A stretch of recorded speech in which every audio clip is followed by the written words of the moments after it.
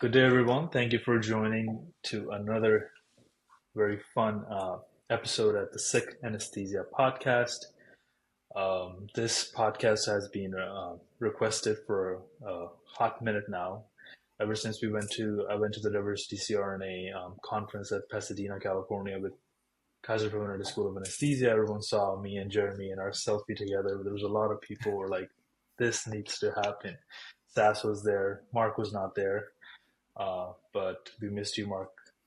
But everyone was like, this podcast needs to happen. So you all asked for it, and now we're here to deliver it. Before I give the floor to these awesome humans, which you might already know, I'm just going to introduce them. First and foremost, Dr. Mark. Dr. Mark Gavitt is academic and clinical faculty at the Doctor of Nurse Practice project at the. Let me rephrase this again. Dr. Mark Gabbett is academic and clinical faculty and the Doctor of Nursing Practice project coordinator at the Kaiser Permanente School of Anesthesia, Pasadena, California. He currently holds appointments at the AANA, which is the American Association of Nurse Anesthesiology General, the AANA Foundation Research and Quality Division, and the AANA Foundation Doctoral Mentorship Program. He has co-edited the Emergency Management in Anesthesia and Critical Care Handbook, aka I call it the Emergency Crisis Bible. I have used it multiple times. Dr. Gabbett is co-owner and a host of the Nurse Anesthesia Incorporated and the co-host of the Nurse Anesthesia podcast. Thank you so much, Mark, for being here. Thank you for having me. Of course, moving forward, due to some health issues, the director of the program, Dr. Jerome, is unable to join us today, but she sends all of her well wishes to everyone who is listening to this, and her message is just go ahead and apply. Moving forward, I have Jeremy Heiner. Jeremy Heiner is a CRNA educator at Kaiser Permanente School of Anesthesia in Southern California. He also maintains a clinical anesthesia practice as an independent provider, as well as working in a large academic medical center. His favorite subject to teach is airway management, and his favorite types of cases in the OR are orthopedic, neuro, and trauma anesthesia. He is also one of the primary editors of the textbook Nagelhout's Nurse Anesthesia, which is also the Bible of nurse anesthesia, and is an author of the book Emergency Management in Anesthesia and Critical Care, EMACC, and Critical Events in Anesthesia and Current Anesthesia Practice. So these are three different books, I'm assuming. Jeremy is one of the hosts of the Nurse Anesthesia podcast and the co-founder of the Nurse Anesthesia Incorporated, whose mission is to establish a community which has capital UNITY, because unity, of continuous learning in the anesthesia and critical care. His favorite thing in the world is to spend time with his amazing wife and four kids. Oh, when he's not doing that, you can find him on the mountain bike on his favorite Southern California trails, or not doing that, or behind a boat, doing his best to stay up on the wake surf board. Wow, that is super cool. I could never do that. I wish my parents, when I was young, I wish my parents taught me how to swim, but they didn't, and now I'm just like, I just rely on my beard to help me float. Sometimes, sometimes it works. Sometimes, like, oh god, there goes my center of gravity. But thank you so much, Dr. Heiner, Jeremy, for being here. Super excited to be here. Thanks, Darren G. Of course, last but not the least, we have Dr. Sash Elisha, the man who does not need a introduction. So he kept it pretty short. He is the assistant program director of Kaiser Permanente School of Nurse Anesthesia, and he's also the co-founder and a host of the Nurse Anesthesia podcast. Thank you so much for being here, Sass. Of course. So how I was thinking we can approach this is I will ask you guys questions, and feel free to jump in if you all want to chime in a question. Just feel free to. We can just make it flow like however you want it to be. Okay. So these questions are derived from some generic questions and some questions which actual applicants who are applying right now ask. So there's a mixture of those kind of questions. So first thing first is, which is a pretty standard question, is what makes the Kaiser Permanente School of Nurse Anesthesia unique compared to other CRNA programs? Now that we have 6 programs in California, why should they apply to your program?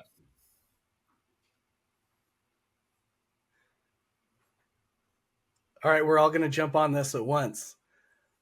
I'll start out. So we have, in the West here in specifically in California, we have 6 amazing programs. Of course, we're going to advocate for our program, Kaiser Permanente School of Anesthesia. We all 3 of us attended that program at different time periods. So there were different faculty at each of those different time periods. And I think we have a rich history in the nurse anesthesia community, certainly in California and nationwide. We've been around for over 50 years now. We are constantly trying to improve. And virtually every faculty meeting we have, we are trying to look at feedback from students, from other faculty, and from our community partners, and continually trying to make our program better. We want to graduate the best nurse anesthesia providers that we can. And so we're lucky enough to have a really great pool of candidates to choose from. So I would say, really our history and where the rubber meets the road, the CRNAs that graduate from our program, they go all over, and the feedback we get from employers is, send me more Kaiser. Absolutely, love to hear it. Mark? Well, I think the defining feature that really sets us apart from other schools is our connection to the community. We send our students through various clinical sites throughout the region, and that sort of brings the name of Kaiser out within the community. And I think building those close relationships with hospitals, with a lot of the providers in the area, really solidifies us as, being outstanding and an outstanding school, both in the clinical setting as well as the academics that we provide the students. And I think that's a testament to our faculty as well as the students that we do accept into our program.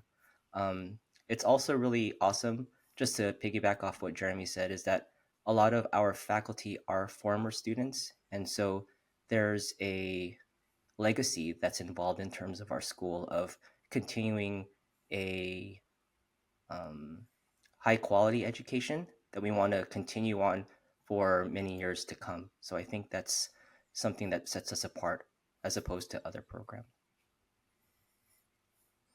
Yeah, and I think that, Sarah has said this before, and I know we all feel this, is that even though we have very high standards, all nurse anesthesia programs do, we feel very much like this is a family in terms of what we commit to the students and then what they commit to us. So, for example, as Mark and Jeremy have just mentioned, all of our faculty, other than Sarah, our director, has attended Kaiser School of Anesthesia. In fact, Jeremy and Mark and all the other faculty were actually students when I was teaching. So for me, it's been wonderful to see the maturation, not only with them, but also the future generations and the people that graduate. Another thing that I've always said, and I learned this from, when I went through nurse anesthesia school, every program director is going to tell you the same thing. Our program is the best. And it's not because they, are trying to be, dismissive of other programs. It's because we work so hard to try to make the education the best we possibly can. But I've always said this, if you really want to fill the brain, you first have to touch the heart. And I believe that's true. My doctoral degree is in education, so I've studied a lot about that. So it's not only about talking about a receptor and how propofol works or the ocular cardiac reflex, but it's truly about talking to people, understanding who they are, understanding how they learn, and then trying to provide the best individual education that you can to each student. Very nicely said, Sass. I really like that. Talking to the heart first.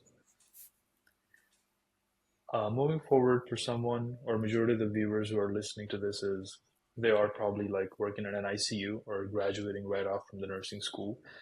For someone who is watching this podcast right now, what qualities or what experience can make them stand out as an applicant at KPSA?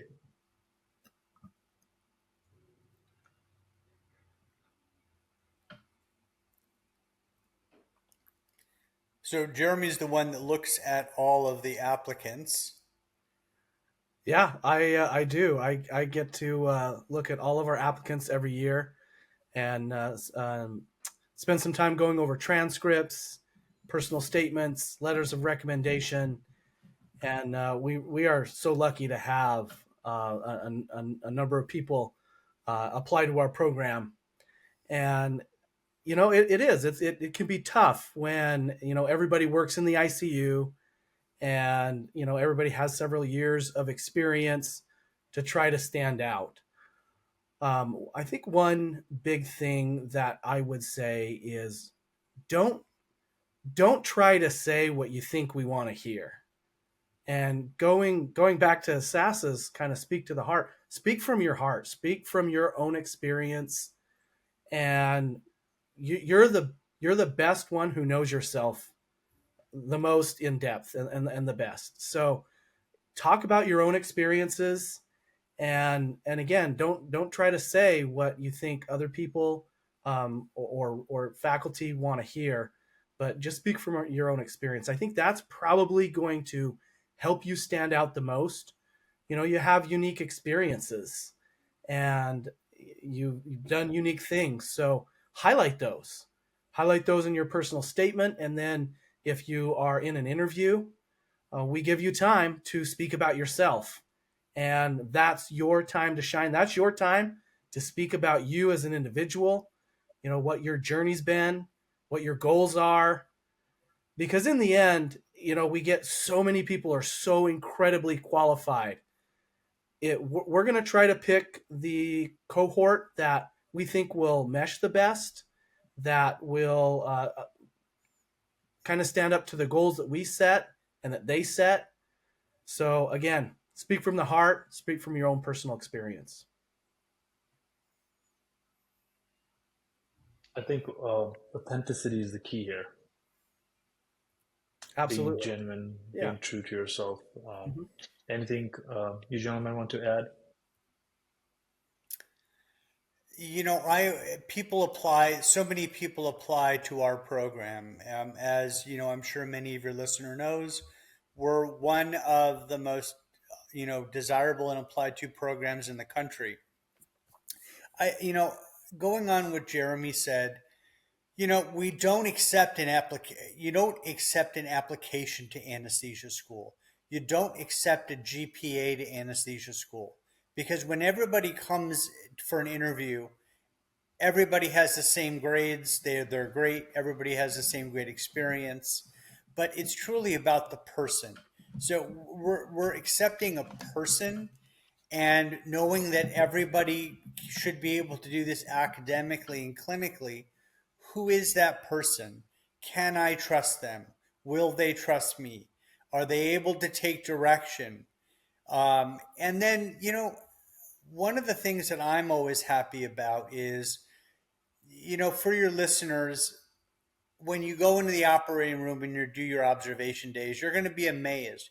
You're going to see drugs being given, the patient losing consciousness, being intubated, putting on a ventilator, taping the tube, getting the anesthetic done. And for you, it will just be completely and utterly amazing. Eventually that becomes basal level for everybody that provides anesthesia. But one of the things that I'm very happy about related to the outcome is I have heard from many places, not only in Kaiser, but outside of Kaiser, not only are your students excellent, but they're people that I want to work with. They're good people. And I think that is incredibly important.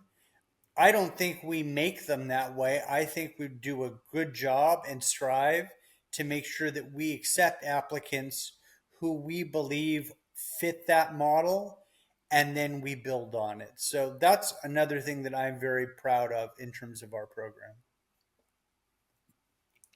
I agree with a lot of what Sass and Jeremy have said in terms of what would make the ideal candidate. Um, to be perfectly honest, it's really a hard decision to choose candidates because they're also, high level in terms of academics, in terms of their experience. But for me, personally, sometimes humility can go a long way. I mean, you can have a lot of book smarts, but it's being able to work well as a team and having those people smarts that really can take a person far. So having the humility to know, like, I'm still a learner and I'm going to have good days, I'm going to have really bad days. And knowing that candidate can handle those highs and lows in terms of being a student or being in the OR as a learner can really take them far. And so humility goes a long way. People smarts, book smarts obviously are going to get them to that start line in terms of anesthesia school. And also, I think humility and just to be, I guess a good word for it is like hungry, like really self motivated. And to know that even though I'm going to have a really good day or a really bad day, I'm going to still move forward in terms of getting to that goal of becoming a CRNA. And so being hungry to and self-motivated, I think that's another quality that I think is really good for students. I think I won't be wrong to add, if I mention that knowing your why, like why are you doing this? Because when you might have 9 good days, and when you have that one bad day, when you just want to, like, drop everything and like, why am I doing this? And that's when the self motivation comes in, right? So knowing your why is very important. I So agree. that's what keeps me moving. But adding to what Sass mentioned earlier, I think you guys are looking for a future colleague or even a future professor at Kaiser KPSA, right? Moving forward, can one of you please walk us through the interview process? How does the interview process look like? Is it clinical? Is it emotional intelligence? Personality questions? You don't have to go into specific questions as expected, but just an idea would be ideal. Yeah, I can start off again because I get to work so much with admissions in our committee. So I think that we are similar to many of the other programs, and of course we have the basic uh, considerations or requirements in order to get an interview. And then once a person has an interview, we want to see, like I mentioned earlier, we want to get to know them. Sass mentioned we're accepting people. We want to get to know each applicant as best we can because we have limited time to do so. So far up to that point, all we've had are some transcripts, a personal statement, and some letters of recommendation. And of course, I mean, one tip when you're applying, always get someone who's going to write you a good letter of recommendation. So for the most part, we're reading really good letters of recommendation, and that's how it should be. So when you have an in-person interview, that's really your chance to set yourself apart and show us who you are as a person, yourself, your characteristics, your goals, your beliefs, your values, everything. And I know it's a short amount of time, and that's why it's probably important to practice what you're going to say.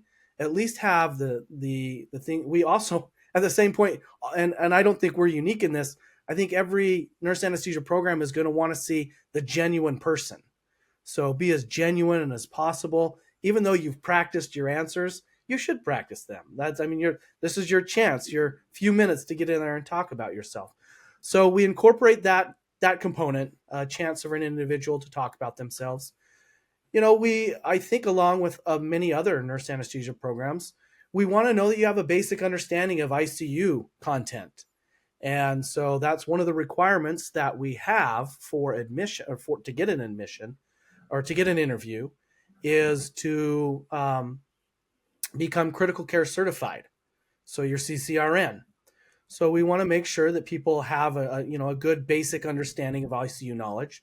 So will there be ICU questions? Yes, some people are gonna throw some of that kind of stuff in, and I don't think we're unique in that. Um, we obviously want to know your personality, and there's all these personality tests out there. We don't use that. Our big thing is we want to try to get to know you, so we're going to put you through several rounds of things in an attempt to do that. And also, I don't think it's any big secret that people look at emotional intelligence. There's no right way to do that yet. There's no magic key or whatever that is going to turn that lock and all of a sudden we're going to have all the information on someone. No, of course we're going to try to evaluate emotional intelligence because anesthesia is a field where you have to be able to think. You have to be able to communicate with people, and you have to be able to communicate with preceptors. You know this, Taranjeet, going to clinical every day, and with everybody else in the OR. So, of course, there's going to be components of EI in there, and then we basically intermix that with everything, and then we all get together and discuss. I think it's very crucial, which I personally know, like, because a lot of applicants are like one of the smartest nurses on their ICUs. They usually strive for the sickest patients, they have numbers of certifications, really high grades. But from going to a point where you're almost an expert in your field to becoming a novice again and staying humble and not taking stuff personally, because yeah, if you take stuff personally, you yeah, you have more stuff to worry about. But yes, I think that's another big factor. But thank you for mentioning that. Anyone else would like to add anything else about the interview process? Okay, moving forward. What is the typical day? And in this question, you can also talk about, is your program integrated? Is it front loaded? But what is a typical day looks like in a life of KPSA, nurse anesthesia resident? And when can they expect the clinicals, and so on and so forth? Yeah, so any anesthesia student at any program is going to be very busy. We are an integrated program. All programs are a minimum of 36 months, bachelor's or master's to doctorate, and that's us. The first semester, they have courses at our university, our affiliate, Cal State Fullerton, where they take research courses, informatics courses, and other courses in addition to anatomy and physiology. Our second semester, they're really immersed into anesthesia, learning a lot of anesthesia foundational content, such as procedures, such as different types of surgeries, and then also a lot about pharmacology. That progresses into our third semester, which is our summer. And then at that point, they start clinical. I should have said this at the beginning, we're a 9 semester program. So I just kind of described the first 3 semesters. After that, the students are in clinical for the remainder of the 9 semesters. They not only have academics, a heavy clinical load, but are also doing their DMP projects for the remainder of the program. So they're very busy people. Time management is essential, as I'm sure all of your listeners have heard, and I'm sure as a nurse anesthesia resident, you would certainly agree with that. Some days I wish I had 100 hours in a day, but Tell me about it. You got to sleep. You It got to makes life a sleep, lot and you got to easier if we eat. had 100 So hours in a day. yeah, no, that would be. If I was the president, I would do that. But You get a lot more done. yes, but yeah, I wish, and I wish my body could take 2,000 milligrams of caffeine, but it can't. There's a Moving maximum forward, level. no, there is. No, I tried my limits actually the other day. So I think 400 is my cap, and I tried to be sneaky. I tried to do like one more cup of coffee, and my body's like, nah. That's the limit right there, right? That's the limit. I was like, I have to self-awareness, know my limitations, and then I had to get some Gatorade and calm myself down. But that's what happened. Could you also talk about? You did mention that the students are exposed to different kind of cases and a big volume of time frame in terms of the clinical rotations. But what do you guys do in terms of preparing them? You can talk Yeah. about the simulation lab and yeah, because I I'll have talk a seen little you bit guys have about a good clinical, simulation and lab. then maybe Mark can talk about, or Jeremy can talk about simulation. So it went for all of your listeners when you're applying to a nurse anesthesia program. One of the questions you should be asking of the faculty are case numbers. How many cases are the students getting to do over their period? And so there are mandates for the number of clinical experiences and cases that are set forth by our accreditors, the Council on Accreditation of Nurse Anesthesia Programs. And that information, of course, is public. For us, our students are getting about a third more cases than they need. And I'll quote our mentor, who's many of your listeners may have heard the name John Nagelhout. He would always say to me, and I don't think there's anybody that would argue with this. He would say, Sass, the more cases that they do, the more prepared they'll be when they get done. And I am a true believer in that. So the nice thing about our program is, yes, our students get more cases than are required. The second thing is, which I think is unique as compared to other programs, is our students there are specialty rotations that are necessary. So, for instance, neuro cases, neurologic cases, cardiac cases, pediatric cases, and so forth.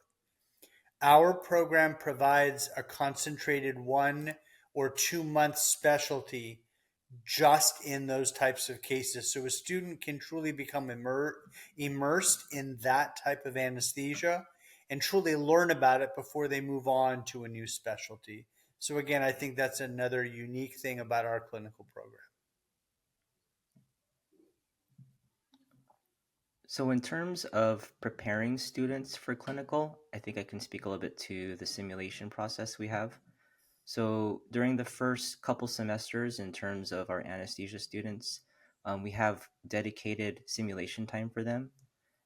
Some of those simulation times are for like low fidelity procedures like masking, intubation, maybe spinal and epidural task trainers. So those are a little bit more low fidelity simulation experiences for them.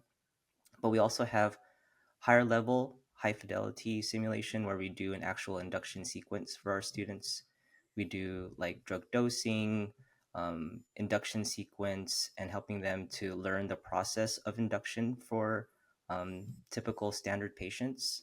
But just to piggyback off what Sass said, in terms of simulation, it can only take the student so far.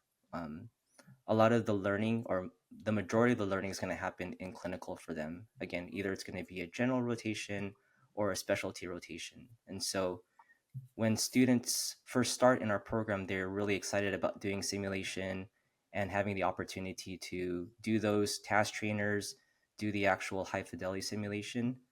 But when they reach clinical, that's where they really get a chance to use the skills, use the knowledge that they learned in the classroom, and actually integrate that into their clinical practice. And so simulation just sort of tapers off for a little bit.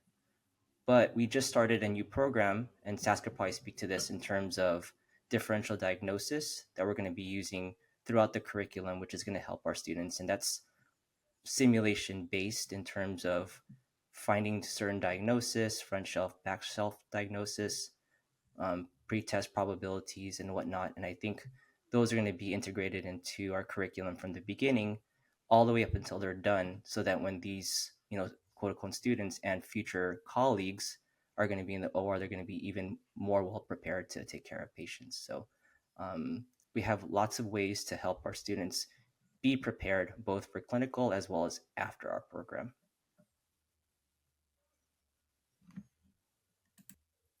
I really like that differential diagnosis part. I think that is pretty cool. Moving forward, are there any opportunities for mission trips with KPSA? Could you guys talk about that, or in the future if that's coming? Yeah, I can talk a little bit about that. We have had some students go on mission trips. Usually, that is once a student has most of their clinical hours, and they can be a good, solid part of that mission experience. So they have some experience behind them. So these are typically students in the third year. Um, a really cool thing is we actually have alumni who sponsor trips to Mexico, to South America, to Africa. One of our alumni just got back from South America the other day, and so there have been over the past several years opportunities for some of our students to go on these, and we usually have them come and talk to their class about it, and so it's a really really cool opportunity for them to go out and give a little bit and donate their time, and really really cool opportunity.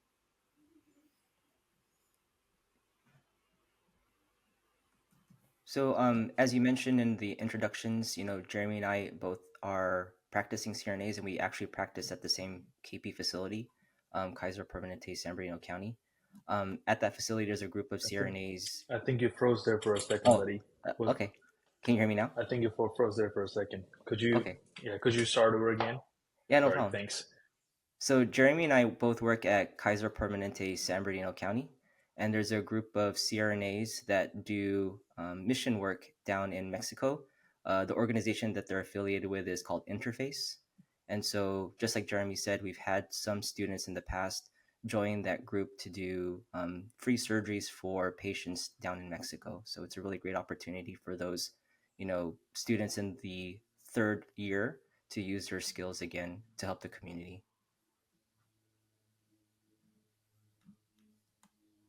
That's wonderful. That's wonderful. And I also love mission work, and it's good to see that a lot of programs are including it as a part of their even curriculum. Some programs even have it accreditation to have it as a part of their curriculum. Just putting it in there. But this this podcast is about national. I mean, not national Kaiser. Oh my God, what's going on today? I need some more caffeine. But this is great to hear. There are a lot of people who ask about mission work. People are passionate about this stuff. So I'm glad that Kaiser Permanente School of Anesthesia has opportunities for mission work like this. Next section is about support and culture. I know many of you personally, so I know what kind of people you are. But for our viewers, and first thing first, the balance is pretty hard. That's why I was wishing that there was more than 24 hours in a day. So it's pretty hard to start off with. But what kind of a support system is available for students and maybe balancing school, work, or even family responsibilities?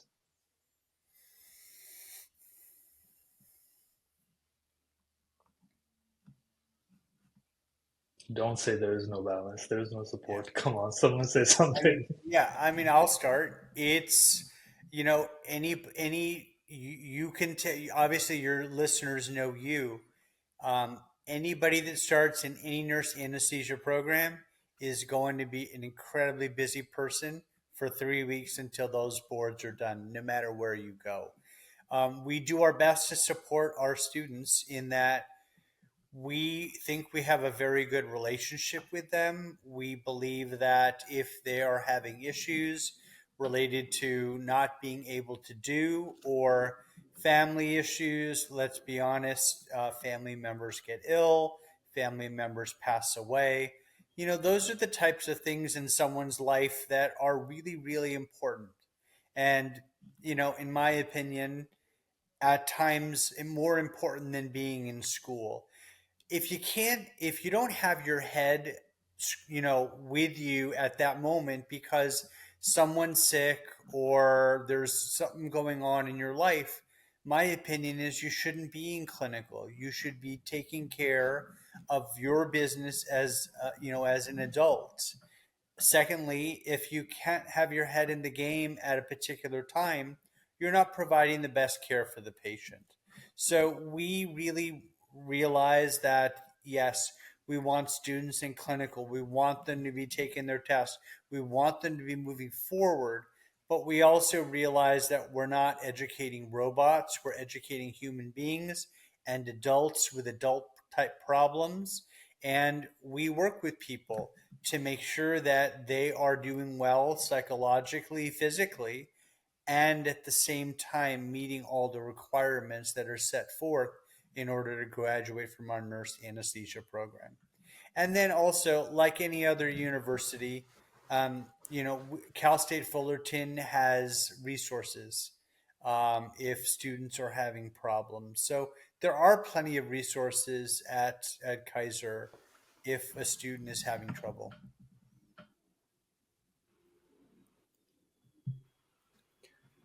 Wonderful. Thanks for mentioning that. And if do students, and I'm pretty sure I know the answer, but if someone is struggling academically or if they need help, I'm pretty sure the office hours are pretty flexible and open. I get text.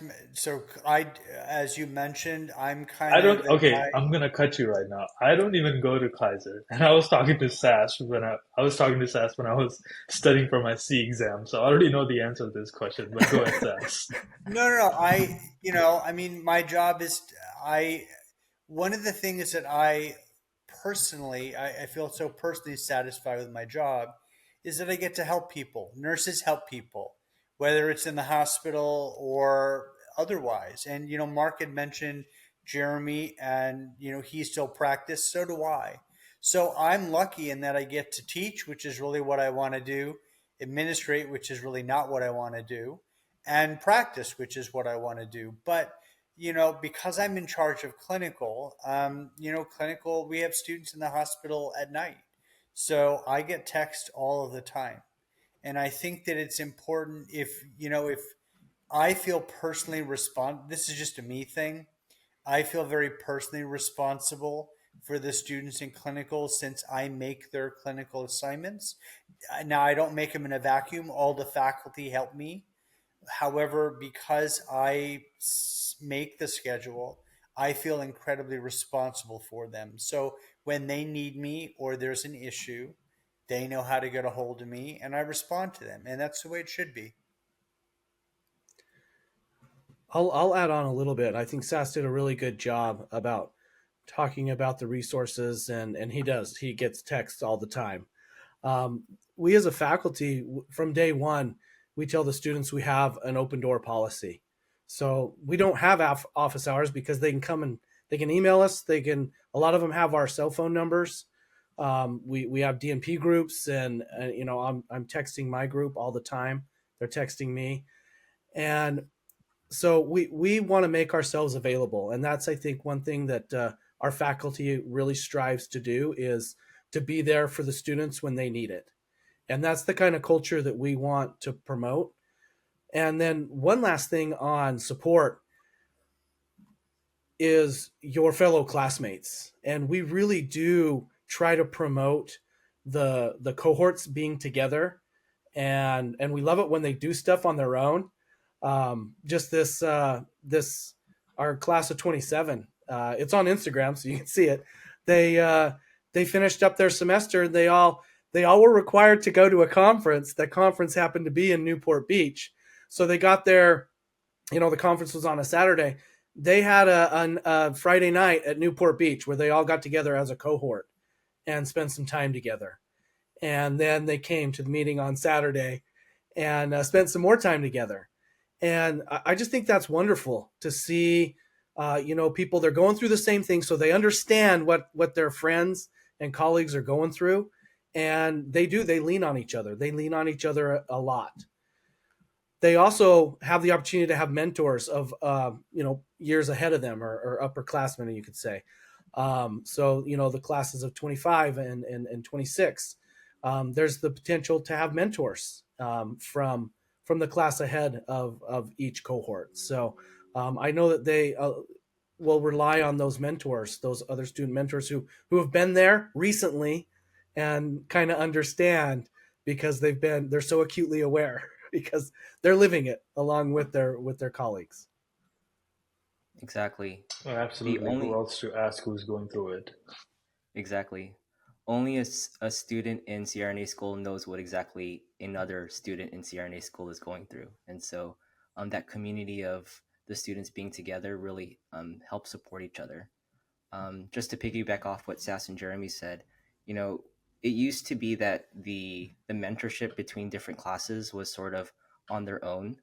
And so one of our faculty, Dr. Jen Thompson, actually did a D&P project with her group in terms of how to uh, improve that process of mentorship between different cohorts. And so from that actual D&P project, they've actually been able to operationalize that mentorship program to make it a little bit more valuable for both the mentor and mentee, because obviously the mentee is going to get a lot of information in terms of, you know, what to expect from the upperclassmen and what's going to be expected of them in subsequent years.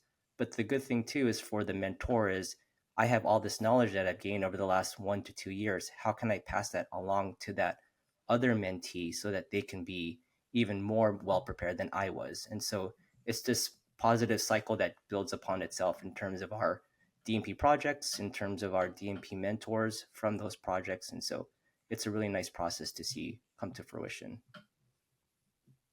It's like the Lion King.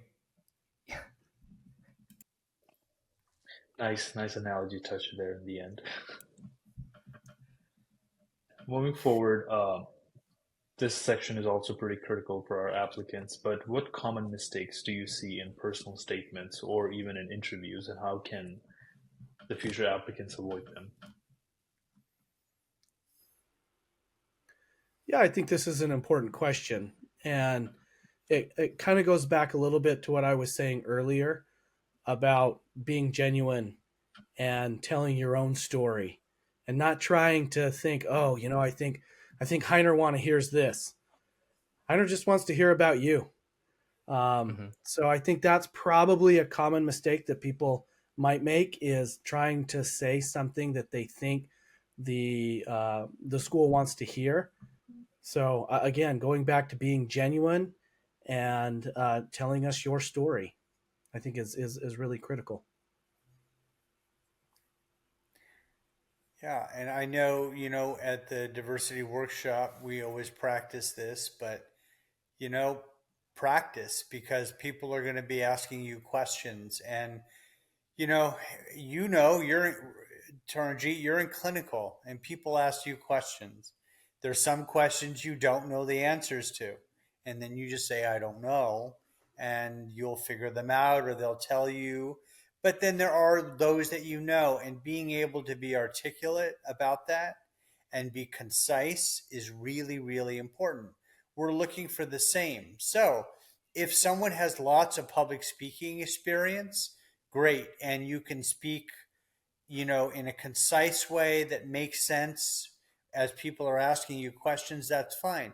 But if you're not there yet, please make sure that you practice speaking to your family, speaking to colleagues, and trying to improve that fluency prior to interviewing at any program.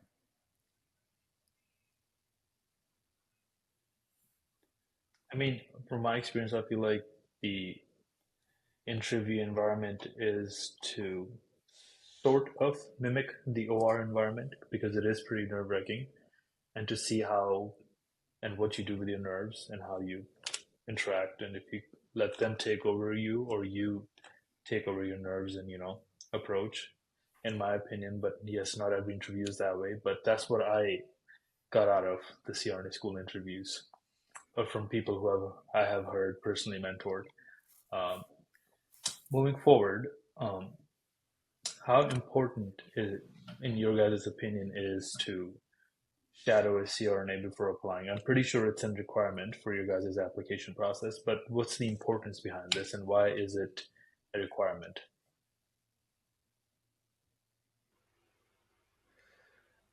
Okay, well, Taranjeet, believe it or not, we don't require it.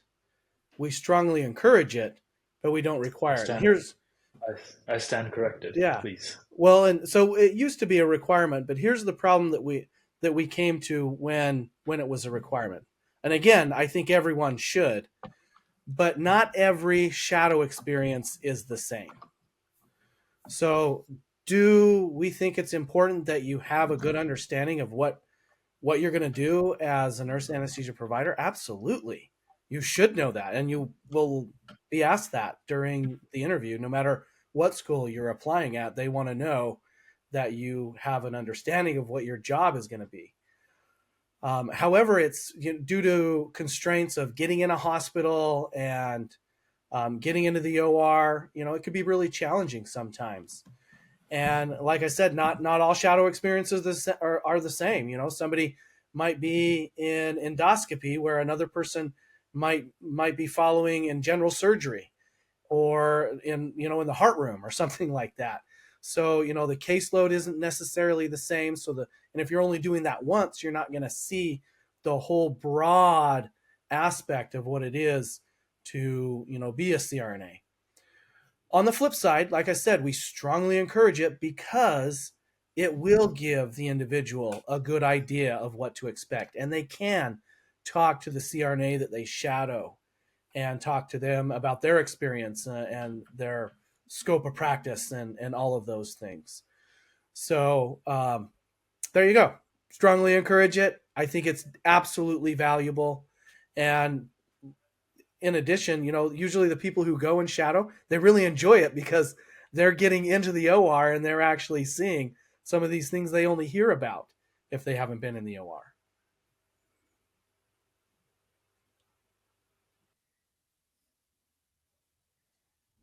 Anyone else would like to mention anything? All right, we'll move on. Thank you so much, Jeremy, for that answer. And I think it is also very important. So I agree that you guys encourage it a lot. Moving forward, Kaiser Permanente School of Anesthesia is a very popular school. It's one of the schools I've liked to, so I know how popular it is and how hard it is to get in. Um, but with all the other programs in the area and as well, where do you see your school and also the field of nurse anesthesia heading in the next 5 to 10 years with now AI in the picture, hi-fi simulation in the picture? Where do you see your guys' program heading in the future?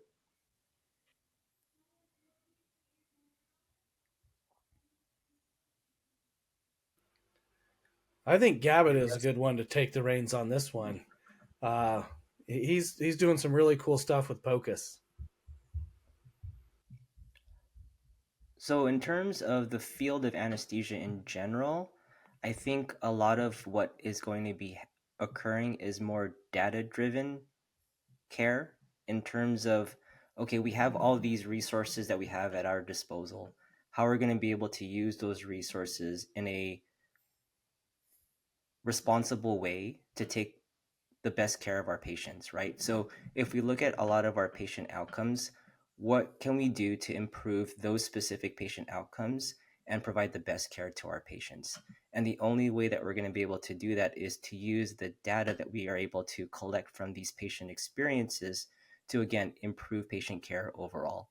Now, how does this going to sort of look like? So let's take something, for example, like post-operative pneumonia, right? That's going to be something that's going to be maybe not really relevant to all patients, but to a certain subset of patients.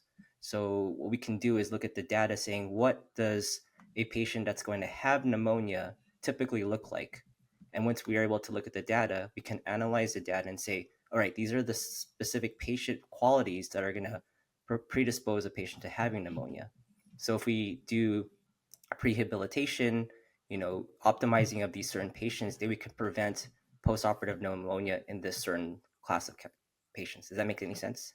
And so I think a lot of the care that we're going to be doing in the future is going to be very much data driven. Now, in terms of what Jeremy mentioned for POCUS, last year we instituted a POCUS curriculum for our students. And so that POCUS curriculum goes through cardiac, lung, gastric, vascular, as well as intra-abdominal POCUS for our patients or for our students, as well as also incorporating airway POCUS too. And so I think that using the technologies that we have, both for point of care ultrasound as well as for peripheral nerve blocks, we're able to use the emerging technology to again improve the education of our students, as well as advance our profession as well in the future. I agree. I mean, research, research and data is the way to go. One more thing which I would like to mention is I did um, podcast with UC Davis and National this week, and they all had the same perspective on how important is science GPA and why is it looked upon with such significance, because the data does recommend that there is a correlation between science GPA, higher science GPA throughout the undergrad, and doing good or surviving in the grad school curriculum. So yes, research does drives our future. Last question before we dive into a fun section.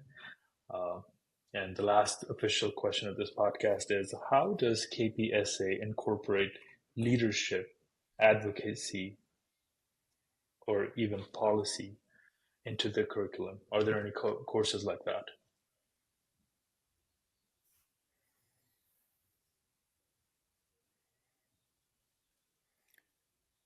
So yes, we have an advocacy, and it's wrapped in our professional aspects class.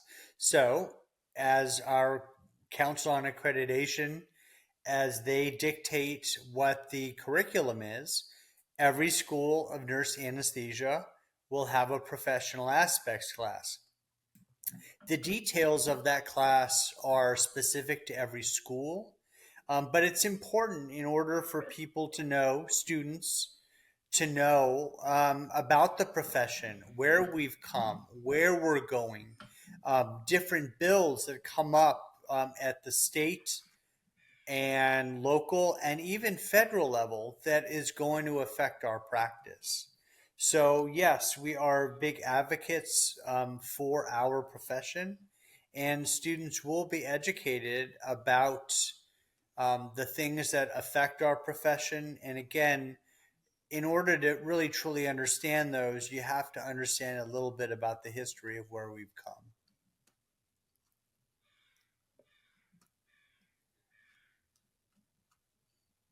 So it is a blending pot. It is a melting pot. You do learn everything. You do become a very competent provider, as all three of the gentlemen have mentioned. Yeah, Last, I'll go mention ahead. one more. I'll just mention one more thing, because you've been talking about curriculum, and we've been talking about specifics, POCUS, and professional aspects. Nurse anesthesia education it's a transformational process. When students start, yes, they don't have all the knowledge about anesthesia, but they're all smart and they all get it. But what happens across this process, and I'm not even sure exactly how it happens, are the people are transformed from first year to third year to graduate. Not only can they provide anesthesia, but how they hold themselves, how they communicate, how they think is also becomes very different. I'm not going to say good or bad. I'm just going to say different. So any anesthesia program that you get into, the person is truly going to be transformed into something that is different after 36 months. I can personally attest to that. I feel like before I started nurse anesthesia school, I had a lot to say. Now I have a lot more to listen. Hey, you're I learning. speak, I like it. I like it. I speak less, but I listen more. And yes, I feel like it is a personal journey. You teach more than anesthesia. You learn more than anesthesia. So you are absolutely right about that. So before we end this podcast, we're just going to do a rapid fire closing questions, and I'll ask each one of you a question, and then you just respond. Okay, so we'll start with Jeremy. What's one book every student or an applicant who's applying should read? Well, I feel like I'm obligated to say nurse anesthesia. But if Yeah, honestly, one book that I use a lot when I'm teaching different things is "Thinking Fast and Slow" by Daniel Kahneman. Um, Amazing it's an book. oldie but a goodie, and it's dense, but it gives some idea on just how your brain thinks in under stress. And it's got some really good insight. Daniel Kahneman won the Nobel Prize for his work, so I think there's definitely something there. Absolutely. I'm going to go check that out. SAS, most memorable case you've ever done. I know you like to teach more now, but back in the God, day, some 100 years ago, what is the 100 most years ago. Thank memorable? you for that, Taranjeet. I really do appreciate that. So it wasn't quite 100 years ago because there was no sevoflurane, and When they everybody had knows. ether. And hey, no, that's after my time. Don't make me hang up on this podcast. No. I apologize. One of the places that I worked at the very beginning of my career was at a trauma center. And I'm an old ER nurse. I did that before I went to the ICU, specifically to get into anesthesia school. And, we took care of people that had every injury that you could possibly imagine. Violence, gang stuff, knives, guns, bullets, all of that. And they were the most challenging patients to truly keep alive. And, most of the time, Jeremy and Mark can attest that's not typically the majority of our patient population, but I did get to work in that environment, and those were certainly the most challenging cases. And some of the things that did occur were things that stuck with me my entire career. I learned a lot. And as you know, going through anesthesia school, every case is an experiment. You learn from every case, even if it goes well. And I'll tell you, you said 100 years ago, when you are 100 years old, my friend, and your beard is gray, and you're telling your anesthesia students about your anesthetic, even at year 99, you will learn something from a case. Hey, I'm a Sikh man, and the literal meaning of Sikh is lifelong learning student. So, There you I, go. I kind of got that in my DNA. So, but Awesome. yes, Sass is not 100 years old, guys. He's 200. Almost. Just kidding. Just Ask kidding. Jeremy and ask Yes. Jeremy and Mark. I'm a cranky 100 years old.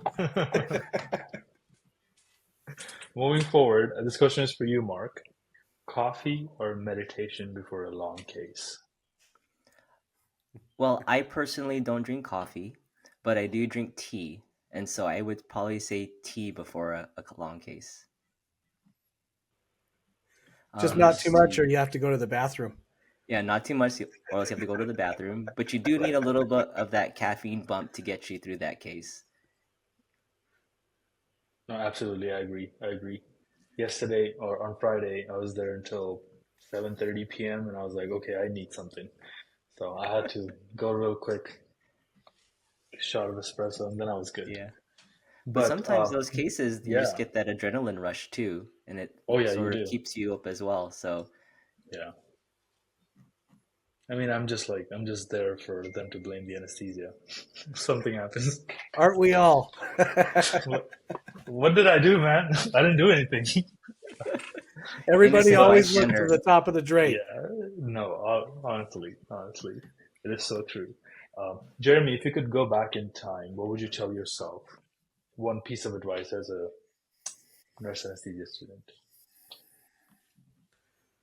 Oh, wow. There's a lot I would tell myself. I would invest in many stocks at this point, or at that point that I did not. Um, but in terms, if we're focusing on anesthesia, um, I I I would tell myself, you know what, stay curious. Always stay curious. You mentioned lifelong learning. That's what it's all about. I can tell you right now, I'm still learning stuff, and I love it. Anesthesia was. I remember when I went into it, being so excited and not having a full comprehension about what it really was until I got into it. And then I loved it even more because there is always something more to learn. That was just something that I just find, and you get to take care of one patient at a time. That's the other really great thing about it. It's one patient at a time. There's always something to learn.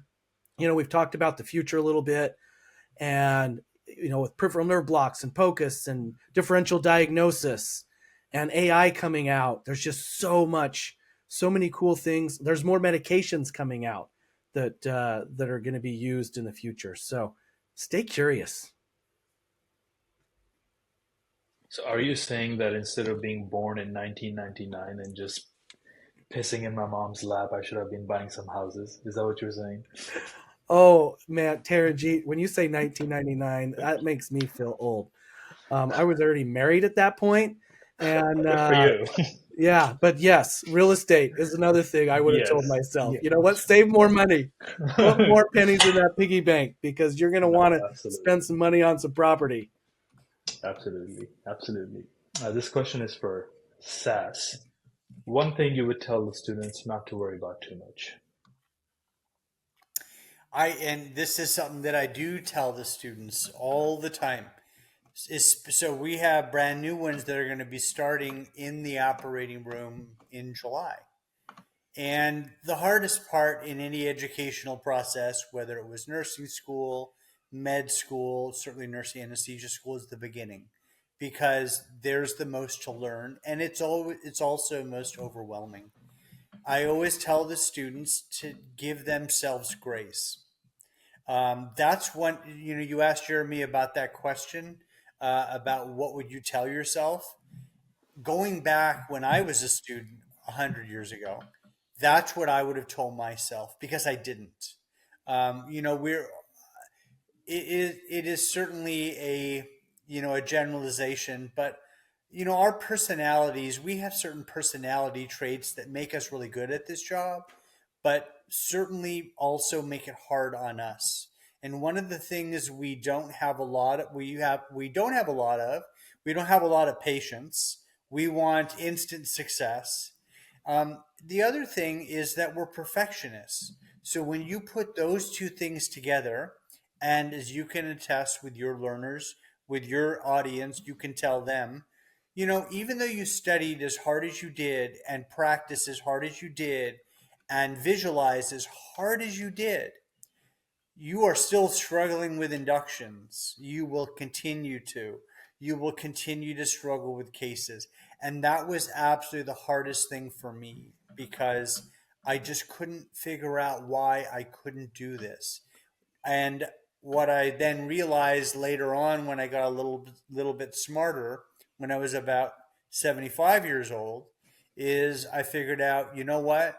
I was doing as well as I should at that particular time. And that was all I could. Grace is a big word. It means a lot. You need to have grace on yourself. Most important. Last question before we conclude this podcast. This is for Mark. What's one word which describes the KPSA's community?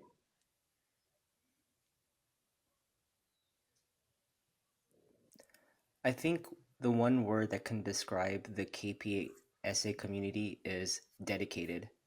And that goes for the faculty. The faculty are really dedicated to the students. They're really dedicated to advancing the profession of nurse anesthesiology.